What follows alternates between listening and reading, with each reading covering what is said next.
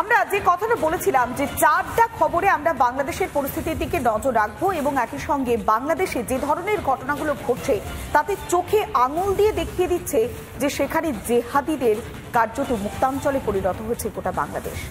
পিঙ্কি, নিশ্চয়ই মনে আছে যে এইভাবে অভিনেত্রীকে গ্রেফতার করা হচ্ছে সেই ঘটনাটার কথা। দেখো, কণ্ঠরোধ একটা শিল্পী যিনি হয়তো বাংলাদেশের স্বর হয়ে ওঠেন, সেই শিল্পীর আজকের স্বর বন্ধ করার জন্য তাকে গ্রেফতার করা হচ্ছে। মৌলবাদের বাংলাদেশ পরিণত হয়েছে এবং সেই বাংলাদেশ আজকের আর দেশ নেই, দেশে পরিণত হয়েছে। আমরা কথা বলবো সেই খবরে, সেই খবরের দিকে নজর রাখবো পৌলমী। তবে তার আগে আমরা একটু প্রতিবেদনটা দেখি।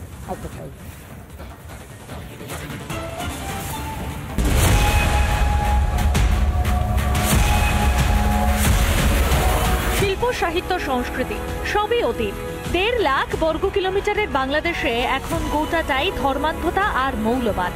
বুধবার শুধু বঙ্গবন্ধুর বাসভবনই ভাঙল না, একই সঙ্গে ভেঙে গুড়িয়ে গেল বাংলাদেশে অবশিষ্ট মানবতার ছিটে ফোটা যা বেঁচে ছিল সবটাই। শেখ মুজিবের বসত বাড়ির ধ্বংসস্তূপের উপর দাঁড়িয়ে জঙ্গি আইসিসের পতাকা ওড়ালো জিহাদিরা। ইসরায়েলে ঢুকে নিরাপরাধ মানুষদের নির্বিচারে খুন করেছিল হামাসের জঙ্গিরা। অপহরণ করে নিয়ে গেছিল ইসরায়েলি তরুণীদের। ধূলিসাৎ হয়ে যাওয়া বঙ্গবন্ধুর বাসভবনে দাঁড়িয়ে ওড়ানো হলো প্যালেস্তাইনের পতাকাও। হাসিনার পতনের পর থেকেই বাংলাদেশিদের মৌলবাদী চিন্তা গেলানো হচ্ছিল একটু একটু করে। একই সঙ্গে মুক্তিযুদ্ধ ভুলিয়ে শেখানো হচ্ছিল পাকিস্তান প্রীতি। তারই ফসল বঙ্গবন্ধুর বসত বাড়ি ভেঙে গুড়িয়ে দিতে হাত কাঁপল না ইউনূসের পোষা জিহাদিদের। বাংলাদেশ যখন স্বাধীন হয়েছে এরা কেউই চায়নি বাংলাদেশ স্বাধীন হোক। আজকে যারা এই যে আইসিস পতাকা উড়াচ্ছে, প্যালেস্টাইনের পতাকা উড়াচ্ছে, তার মানেটা কি? তার মানে হচ্ছে এই যে স্বাধীনতা যেটা তারা 54 বছর আগে পেয়েছিল সেটা তাদের কাম্য ছিল না। হাসিনা দেশ ছাড়ার পর প্রধানমন্ত্রীর বাসভবন থেকে টেবিল চেয়ার থেকে অন্তর্বাস, কিছুই চুরি করতে ছাড়েনি জামাতিরা। বঙ্গবন্ধুর বাড়ি থেকেও ইট, কাঠ, এমনকি সিঙ্ক অব্দি খুলে নিয়ে গিয়েছে মৌলবাদী চোরেরা। বৈষম্য বিরোধী ছাত্র আন্দোলন যে আসলে ইসলামী মৌলবাদীদেরই ষড়যন্ত্র সেটা আরও স্পষ্ট। যে সমস্ত তথাকথিত মুক্তমনা বামপন্থীরা সেই আন্দোলনের শরিক ছিলেন তাদেরও এখন কিছুই করার নেই। বাংলাদেশের তালিবানিকরণ সম্পূর্ণ হয়েছে ইউনূসের মধ্য দিয়ে।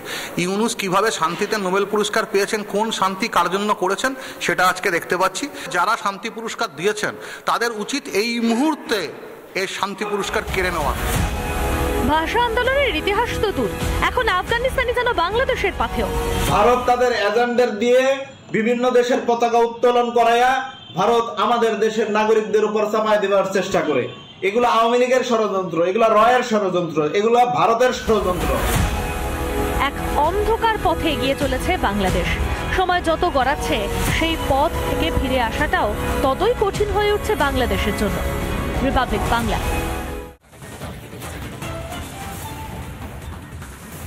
খুব উল্লেখযোগ্যভাবে একটা কথা দিয়ে শুরু করতে চাই পৌলমী। কিছুক্ষণ আগে আফরোজ শাওন যে এই মুহূর্তে বাংলাদেশে গ্রেপ্তার হয়েছে তার সোশ্যাল মিডিয়া অ্যাকাউন্ট আমি দেখছিলাম এবং আমাকে খুব হয়রান করলো। তার লাস্ট যে পোস্ট সেখানে রয়েছে ডিফেন্স পাকিস্তান, অর্থাৎ পাকিস্তানের যে সেনা তাদের টুইট করা বা এক্স হ্যান্ডেলে পোস্ট করা একটা পোস্ট, যেখানে তারা এই ধ্বংসলীলা যেটা চালানো হয়েছে বাংলাদেশে সেটাকে সাপোর্ট করে বা সমর্থন করে টুইট করেছিল বা এক্স হ্যান্ডেলে পোস্ট করেছিল। সেটা শাওন সেটাকে কার্যত কটাক্ষ করে তিনি সেই পোস্টটি করেন এবং কি অদ্ভুত সমাপতন। এই পোস্টের পর শাওন গ্রেফতার। একজন শিল্পী যার হয়তো কণ্ঠ বাংলাদেশ তথা একটা দেশের স্বর হয়ে উঠতে পারে, তাকে গ্রেফতার, রাষ্ট্রদ্রোহিতার জন্য গ্রেফতার। পৌলমী, এই বিষয়গুলো কি প্রশ্ন তুলে দিচ্ছে না যে বাংলাদেশ কোথায় দাঁড়িয়ে রয়েছে? যে ছবিগুলো আমরা দেখছি এবং তিনি অভিনেত্রী, একাধারে শিল্পী, তিনি যখন প্রতিবাদ করেছিলেন, কেননা বাংলাদেশের যে পরিস্থিতি আমরা দেখছি লাগাতার, একদিকে বঙ্গবন্ধুর বাসভবনে যেভাবে হামলা হয়েছে, শুধু হামলা বললে ভুল বলা হবে, ভাঙচুর করা হয়েছে, অগ্নিসংযোগ, এমনকি বুলডোজার দিয়ে গুড়িয়ে দেওয়া হচ্ছে শেখ হাসিনার বাসভবন এবং তাদের যে আত্মীয়দের বাড়ি। প্রত্যেকের জায়গাতে যেভাবে ভাঙচুরের ঘটনা ঘটছে, বাংলাদেশ জুড়ে যেভাবে নৈরাজ্যের পরিস্থিতি চলছে, তাতে যদি প্রতিবাদ করা হয় তার মাসুল কিভাবে দিতে হয় তা হয়তো তাকে গ্রেফতার করে, শাওনকে গ্রেফতার করে হয়তো বুঝিয়ে দিতে চাইছে এই কট্টরপন্থী ইউনূসের সরকার। আমরা চারটা খবরে আলোচনা করব। আমাদের সঙ্গে স্টুডিওতে অতিথি হিসেবে রয়েছেন অভিনেতা অরিত্র দত্ত বণিক। স্বাগত জানাবো রিপাবলিক বাংলাতে। অরিত্র, একটাই বিষয় জানতে চাইব যে মৌলবাদের জিহাদিদের যেভাবে মুক্তাঞ্চলে পরিণত হচ্ছে বাংলাদেশ, তাতে তো এই প্রশ্নটা বারবার দানা বাঁধছে যে যদি কোনো অন্যায় প্রতিবাদ করা হয়, সেই অন্যায় প্রতিবাদের মাসুল কি তাহলে রাষ্ট্রদ্রোহিতা, গ্রেফতার? দেখুন, এই রাষ্ট্রদ্রোহিতা কথাটাকে ডিফাইন করতে গেলে আগে রাষ্ট্র কথাটাকে বুঝতে হবে। এই মুহূর্তে বাংলাদেশের রাষ্ট্র হিসেবে আইডেন্টিটিটা কি, সেটাই এখন একটা গোলমেলে জায়গায় রয়েছে। এখন আজকে বঙ্গবন্ধুর বাড়ি আক্রমণ হয়েছে বা তাকে তার বিভিন্ন রকম হিউমিলিয়েশন করা হচ্ছে, মূর্তি ভাঙচুর করা হয়েছে, এরপরে শেখ হাসিনার বাড়িতেও যাওয়ার একটা পরিকল্পনা নাকি হয়েছে। এবার ঘটনা হচ্ছে এগুলো যদি রাষ্ট্রদ্রোহিতা না হয় তাহলে রাষ্ট্রদ্রোহিতা কোনটা? তার কারণ যে কোনো সরকারের ক্ষেত্রে এখন যেহেতু একটা ইন্টারিম গভর্নমেন্ট রয়েছে, আমাদের ইউনূস যখন চেয়ার করেছেন প্রথম, তখন তিনি বলেছিলেন যে তিনি সবার আগে দ্রুত ভোটটা করাবেন, কিন্তু আজকে প্রায় 1 বছর ঘুরে গেল, ভোটের কোনো নামগন্ধ নেই। এবং দ্বিতীয় কথাটা হচ্ছে যে যতক্ষণ না পর্যন্ত কনস্টিটিউশনাল রিফর্ম কিছু হয় ততক্ষণ পর্যন্ত ইন্টারিম কনস্টিটিউশন বা অন্তর্বর্তী সংবিধান হিসেবে এক্সিস্টিং যে সংবিধানটা বাংলাদেশের রয়েছে সেইটাই থাকবে। এবং সেই সংবিধান অনুসারে এখনো পর্যন্ত বাংলাদেশের রাষ্ট্রের যে ডেফিনিশন, সেখানে কিন্তু বঙ্গবন্ধুর একটা গুরুত্বপূর্ণ জায়গা রয়েছে এবং ফান্ডামেন্টাল ডিউটিজের মধ্যে যে সোশ্যাল রেসপন্সিবিলিটিসগুলোর কথা বলা হয়েছে, সেখানে বঙ্গবন্ধুর আইডেন্টিটিটাকে প্রোটেক্ট করা রাষ্ট্রের একটা দায়িত্বের মধ্যেই পড়ে। সেইখানে যখন একদল লোকজন এরকম বিভিন্ন জায়গায় গিয়ে আগুন জ্বালিয়ে দিচ্ছে, কিছু আনলফুল অ্যাসেম্বলি তৈরি করছে, মানে বেআইনি মিছিল বেরোচ্ছে এবং সেখানে মানে কুৎসা রটাচ্ছে, হিংসা চড়াচ্ছে, সেইগুলোর ব্যাপারে রাষ্ট্র কোনো কথা বলছে না। যখন মদত রয়েছে রাষ্ট্রে, হ্যাঁ, দেখুন এখানে এখন বিষয়টা হচ্ছে এই মুহূর্তে বাংলাদেশ রাষ্ট্র হিসেবে তার যেটা বক্তব্য, সে তার নিজস্ব স্বাধীনতাকে অস্বীকার করতে চায়। যে ভিত্তির পরিপ্রেক্ষিতে আজকে বাংলাদেশ স্বাধীন রাষ্ট্র হিসেবে আত্মপ্রকাশ করেছে, তারা মনে করছে যে সেই স্বাধীনতা তাদের ভুল ছিল। তার জন্য বারবার আপনারা দেখবেন যে কথায় কথায় ঘুরে ফিরে আসছে যে পাকিস্তান আমাদের বন্ধু এবং পাকিস্তান থেকে আলাদা, মানে পূর্ব পাকিস্তানটা যে বাংলাদেশ হয়েছে সেটাই হয়তো মানতে চাইছে না এরা, এবং ইউনূসের সরকার হয়তো সেটাতেই মদত দিচ্ছে যেহেতু পূর্ব পাকিস্তানটা বাংলাদেশ হয়েছে। একটা মূল কারণ সেটা হচ্ছে যে বাংলাদেশের এই মুহূর্তে যে নতুন প্রজন্মটা তৈরি হয়েছে, তাদেরকে ইতিহাসটা ভুলিয়ে দেওয়া হয়েছে। তারা ভুলে গেছে যে পূর্ব পাকিস্তান থেকে বাংলাদেশ যখন স্বাধীন হয়েছিল বা স্বাধীন রাষ্ট্র হিসেবে আত্মপ্রকাশ করে, তখন পাকিস্তান ব্রিটেনকে যে টেলিগ্রামটা বা চিঠিটা পাঠিয়েছিল, সেখানে লেখা ছিল উইথ আটমোস্ট গ্রিফ। পাকিস্তান একেবারেই সন্তুষ্ট হয়নি যে বাংলাদেশ একটা স্বাধীন রাষ্ট্র হিসেবে আত্মপ্রকাশ করেছে। এবং এর আগে পাকিস্তান একাধিক যখন ওখানে ভূমিকম্প হয়েছে বা বিভিন্ন রকম ন্যাচারাল ক্যালামিটির সময় প্রচুর মানুষকে ত্রাণ না দিয়ে হত্যা করেছে। ওখানকার পাকিস্তানি সামরিক বাহিনীর মাধ্যমে ওখানকার বহু বাংলাদেশি মেয়ে বোনরা ধর্ষিত হয়েছেন, ওখানকার বহু মানুষকে অনৈতিকভাবে খুন করেছে পাকিস্তান। সেই ইতিহাসগুলো তো মানতে চায়নি একসময় ইউনূসের এক সাকরেত, তিনি বলেছেন বীরঙ্গনার অস্তিত্ব নিয়ে প্রশ্ন তুলেছে। আপনার কাছে আরো একটা প্রশ্ন থাকছে, আপনি বলছিলেন ধ্বংসলীলা বা রাষ্ট্রদ্রোহিতার কথা। যদি এই ধরনের একটা ধ্বংসলীলা চালানো হয় একজন বঙ্গবন্ধুর, যিনি বাংলাদেশের বঙ্গবন্ধু মুজিবুর রহমানের বাড়িতে বা মিউজিয়ামে এই মুহূর্তে, তাহলে রাষ্ট্র কি ব্যবস্থা নিতে পারত? একজনও এখনো পর্যন্ত গ্রেফতার হয়নি। কে গ্রেফতার হলো? যেটা প্রতিবাদ করেছে।